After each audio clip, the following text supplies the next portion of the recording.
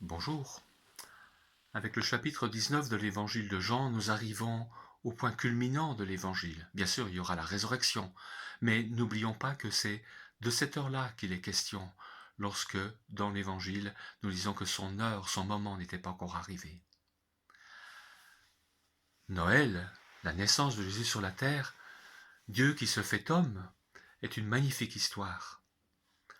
La vie de Jésus est aussi quelque chose de fabuleux, d'extraordinaire. Mais tout ceci n'aurait pas eu de portée véritable pour nous si Jésus n'avait pas vécu la mort sur la croix.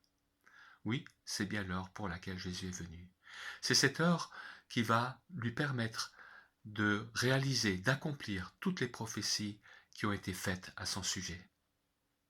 Bien sûr, Jean n'atténue pas la responsabilité de ceux qui ont voulu ou permis la mort de Jésus. Pilate est responsable. Il s'est laissé manipuler, sans doute par souci de maintenir sa carrière. Les responsables juifs qui ont manipulé la foule, qui ont manipulé aussi Pilate, sont terriblement responsables de cela. C'est ainsi.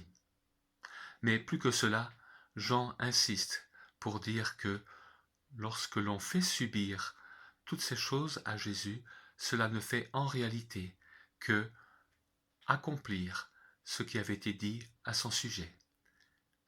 Lisons le psaume 22, le 69, lisons Zacharie et quelques autres textes auxquels il est fait allusion dans ce récit, et nous verrons que pour Jean, eh bien, Jésus accomplit là, même à son insu, ce qui a été dit de lui.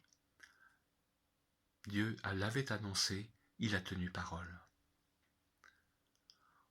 On peut être attendri, et je pense que nous avons raison de l'être, par les souffrances physiques que Jésus a endurées, souffrances morales aussi, l'abandon de tous les siens, mais je pense qu'il nous faut nous souvenir que prioritairement, ce qui fait la valeur de la mort de Jésus, ce n'est pas l'intensité de ses souffrances physiques, mais c'est le fait qu'il a porté ce jour-là nos péchés. L'apôtre Paul ira même jusqu'à dire qu'il a été fait péché pour nous en mourant sur la croix. Quel amour! Pour toi, pour moi.